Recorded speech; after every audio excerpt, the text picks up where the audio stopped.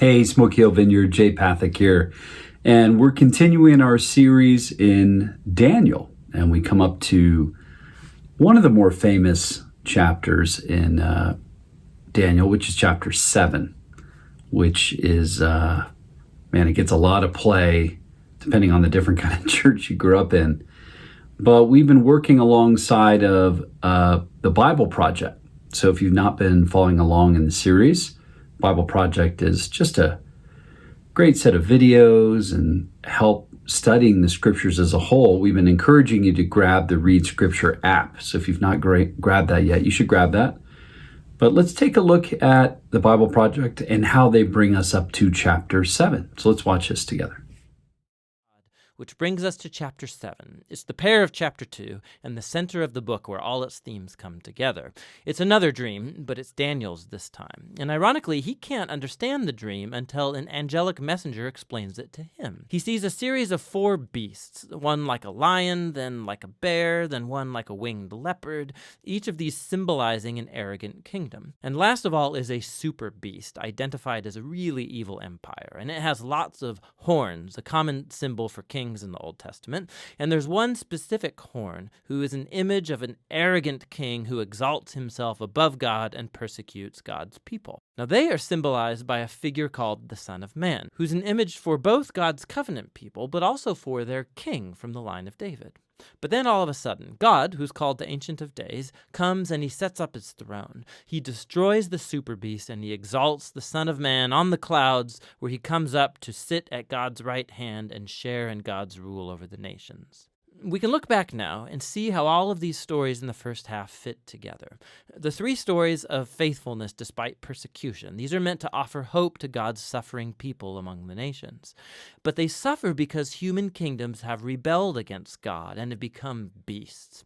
And so these visions encourage patience, that God's people are to wait for him to bring his kingdom and rule over our world and vindicate his suffering people. But it raises the question about when God is going to do that, and that's what these final 3 visions set out to explore. Man, I love the Bible Project. I hope you enjoyed that, and hopefully you've been following along with us using that app.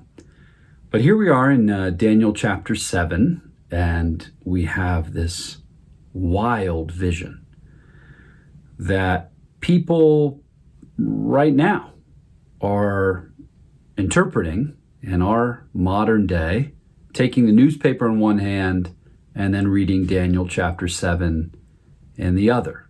I was just bouncing around on some websites this week looking at how people interpret this, and some are saying, wow, we're standing in these days here in Daniel, and they interpret the different signs, the different kingdoms, and they say some of what's happening in Iran and our own political system, some things that Trump is doing is the fulfillment of some of what's happening here in Daniel chapter 7.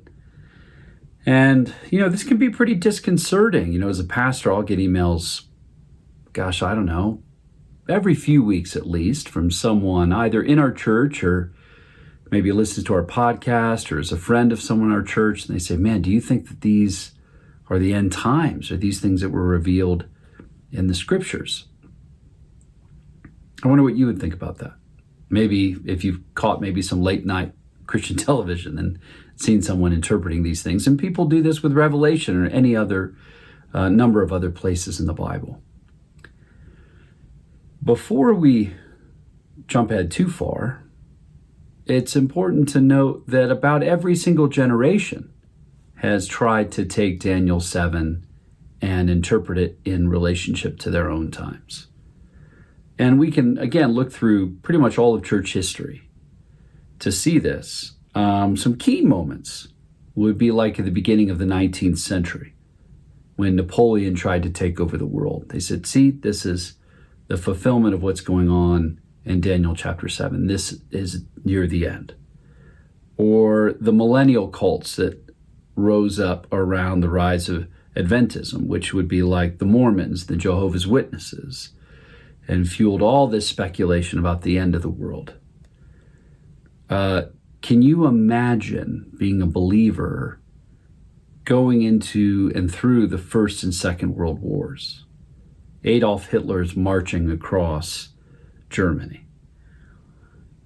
I mean, it sure looks like something's going on here that might mark the end of the world. Or for some of you, you would be old enough to have maybe read or heard of Hal Lindsey's The Late Great Planet Earth. And even our own Vineyard movement was somewhat birthed within some of this language with the Jesus People movement, that maybe this is the end of the world. Maybe some of what's happening in Revelation, and even here in Daniel chapter 7, we're seeing happen in Russia, for example.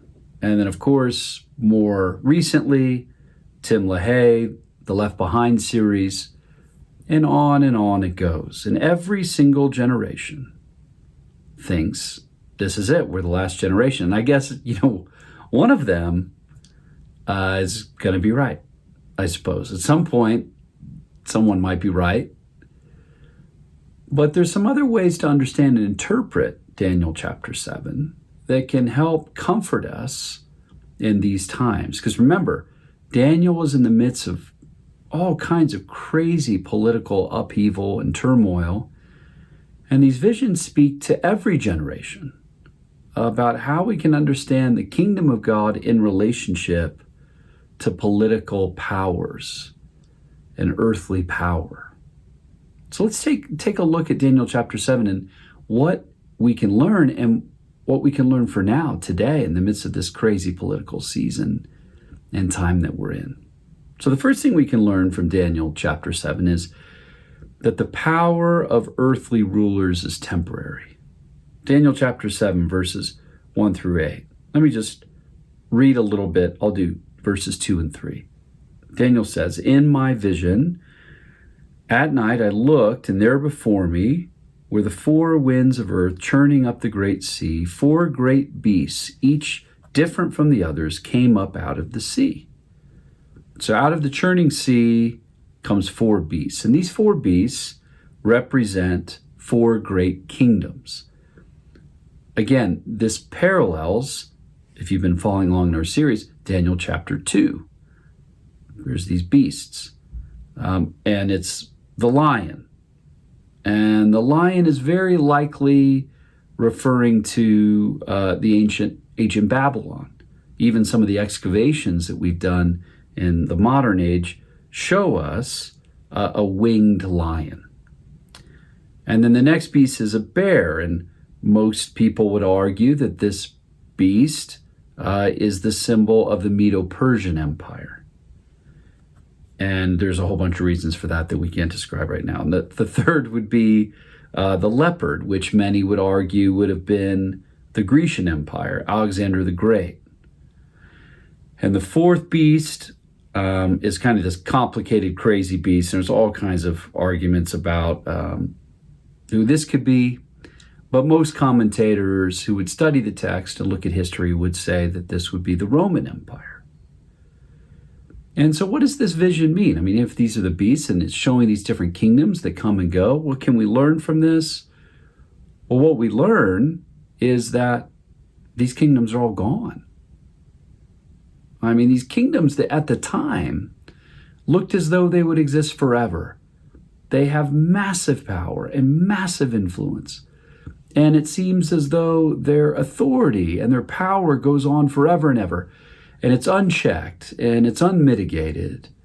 And those who are weaker and don't have control, maybe especially God's people in Daniel's time, could feel as though there's no hope. Where is God in the midst of these powers? How does God have authority? And what these visions remind us of is that none of these kingdoms last forever.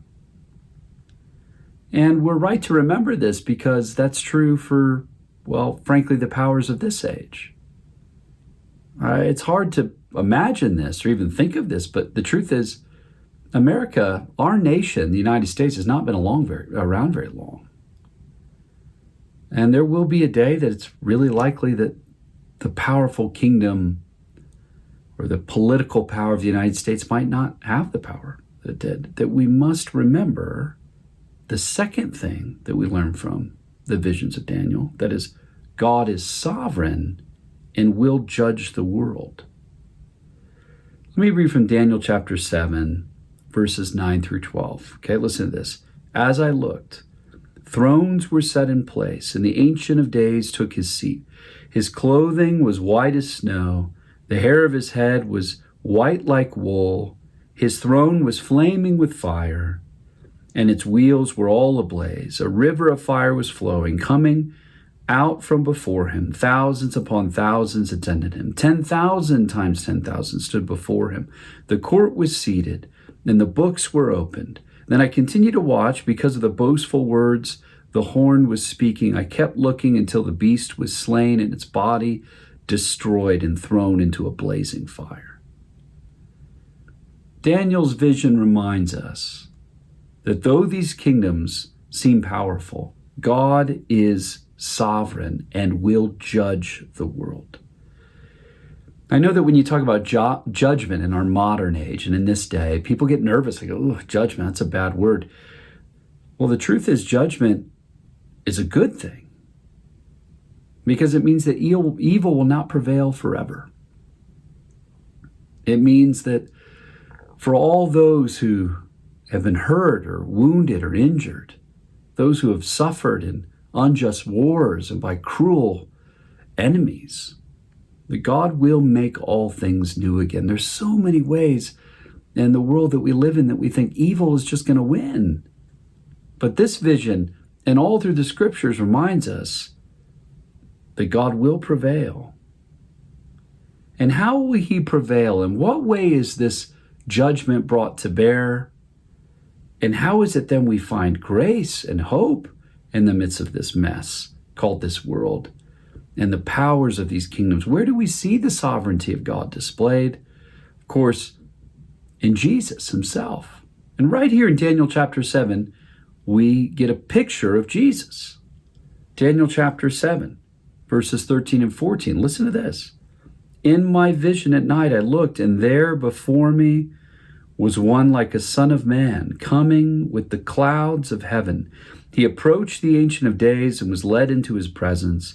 He was given authority, glory, and sovereign power. All peoples, nations, and men of every language worshipped him. His dominion is an everlasting dominion that will not pass away, and his kingdom is one that will never be destroyed.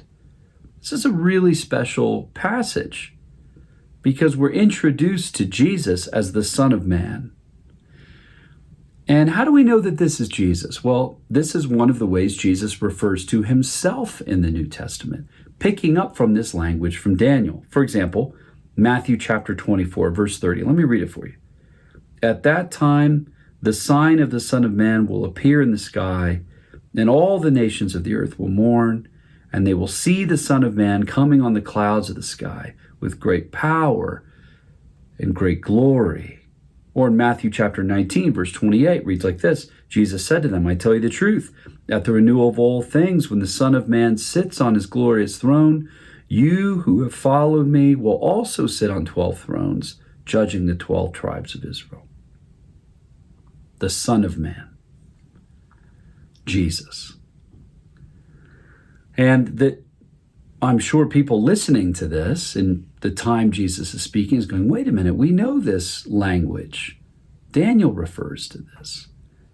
And so it was normal for people that were around Jesus to think, oh, so this means you're going to overthrow Rome and the fulfillment will take place and Jesus will be this conquering general. But what we know is that Jesus did not conquer in this way. He didn't conquer with military force.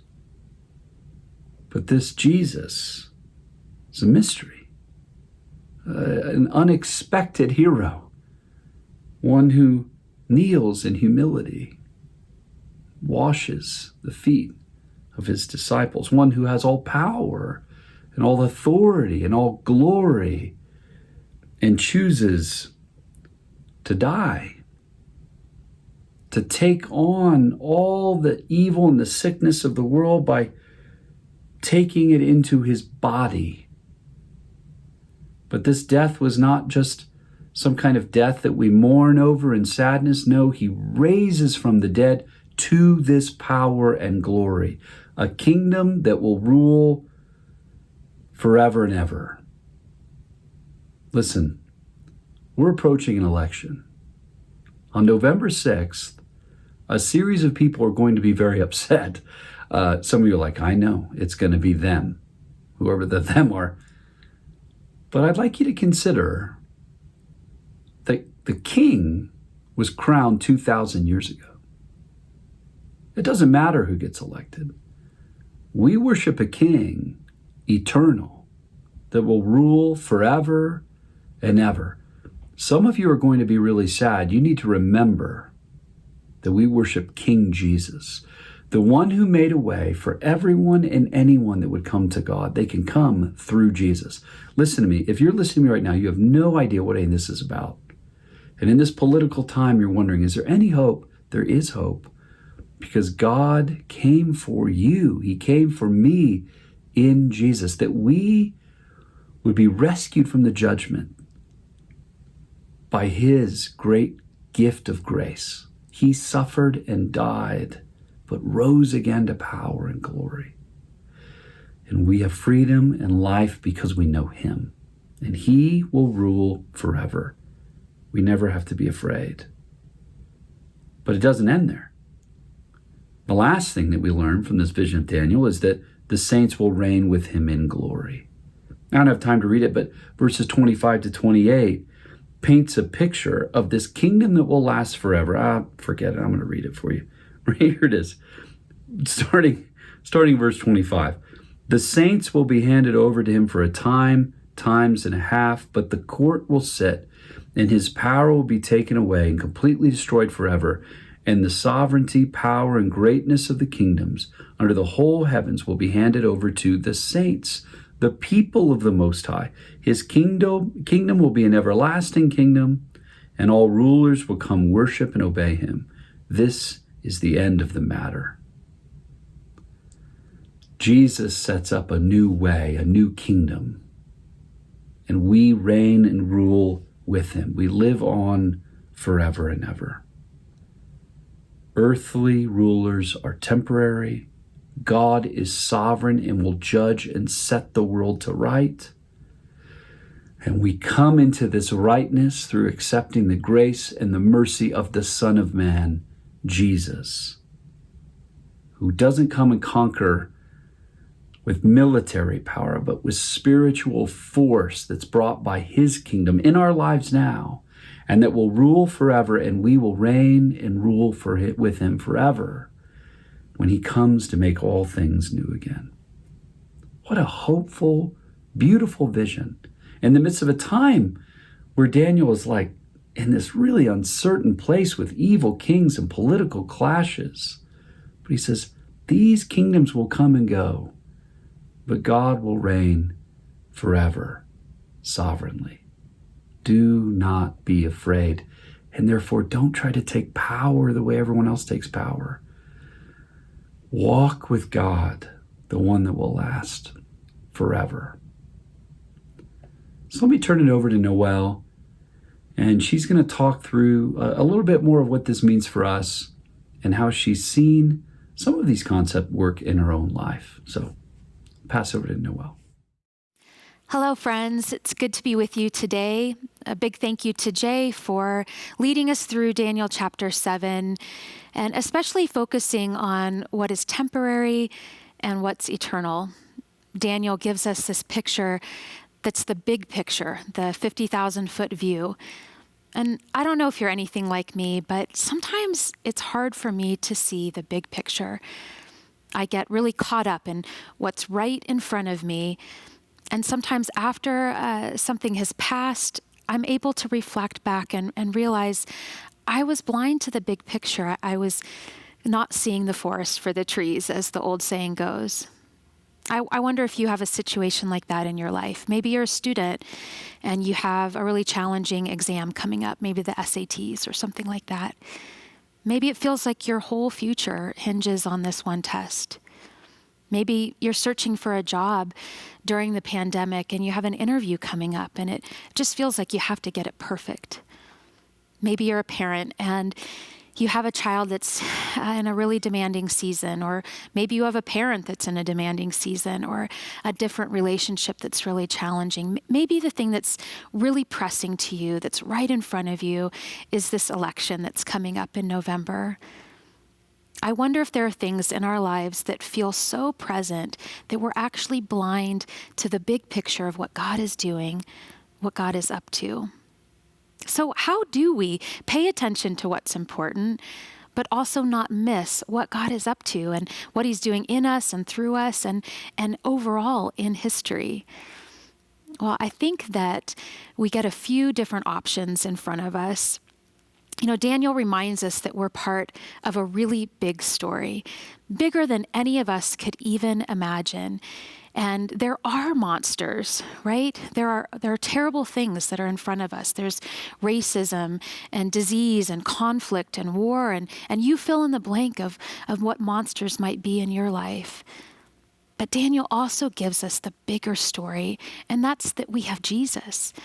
We have the creator and savior of the whole universe who has come and defeated death and pain and sin, and who's coming again to make all things right. We have this hope, this bigger picture, the story that we are part of. So how do we take the reality that is in front of us and this bigger picture of Jesus' victory and live our lives in such a way that honors God? I think we probably have a few different options that we try out. So one is being totally focused on the now. What is right in front of us, those monsters that we speak of? Whatever frustration or worry or anxiety is right in front of you, it's giving yourself all the way over to that, being fully wrapped up in the present. And that's not a really great choice, but maybe that's our choice number one. The second is to live totally in the future. We know that God is going to come back someday. Jesus will return. He'll set all things right. So maybe we just shrug our shoulders and give up on the here and now. We give up on working for change or for justice or for peace or for hope. We just hope that someday it will be better. Maybe that's option number two. But I'm grateful that we have a different option. And we are the vineyard. And part of what we believe in the vineyard is that there is a third way, that we occupy this ground called the radical middle. We live and choose to live into a holy tension. So we live in the now and the not yet. We don't have to be ruled by fear or anxiety or control over these monsters that are right in front of us. But we also don't have to pretend that they're not there or be passive about the world that we live in, that God has actually placed us in. We get to be people of this bigger story. And that's where there is great hope. We can show up as people of peace no matter what is happening because we know the end of the story. We have a citizenship that is not tied to any political gain or loss that's in front of us. We have a citizenship that is not tied to our own personal situation or any systemic reality. Our citizenship is eternal. It can never be taken away. Jesus has won, and we then get to win with him. And in every end of the story that we see, both in Daniel chapter 7, in Revelation, it ends with a certain picture. It's of every nation and every people group, every ethnicity, every language, worshiping God together. We can be people of peace and hope, no matter the monsters in front of us, because we know the end of the story and we have Jesus with us. So I wonder for you today, if you find yourself leaning towards one of these options, totally in the present and wrapped up in worry, totally in the future and just checking out of what's happening here on earth, or trying to live into this radical middle. In my own life, I'll just share a little bit of what living into tension looks like for me right now. We're an adoptive family, and I have a Black son. And as he's grown to be a teenager, I've noticed in myself that I'm parenting a lot more out of fear. that I'm concerned, and I'm letting that concern change how I care for him, how I parent, how I make decisions. Especially this year, I feel all of this weight of what I can't give him as a white mom. I'm concerned about the people who will treat him differently, and that's already happened many times in his life. I'm afraid for him. But instead of taking that fear to the Lord, I often let it change how I parent. And I will tell you, if you have ever tried parenting out of fear or ever been parented out of fear, it's pretty lousy. It's not so great. It changes the relationship always for the worse. It changes me. It affects my son. It changes how we are able to relate to each other. So I have to choose and do the hard work every day of leaning into this tension. Do I trust God with my son? Do I trust his ongoing work in this world around us to bring his justice and his hope? Do I trust his ongoing work in me and my son? It's the hard work of living into that tension of the now and the not yet in my own life. It's hard work every day, but it's the good work that I think is worth it all. We can be people of peace no matter our situation. It takes practice, it takes community, it takes each other, and it takes the power of the Holy Spirit to bring those practices to life.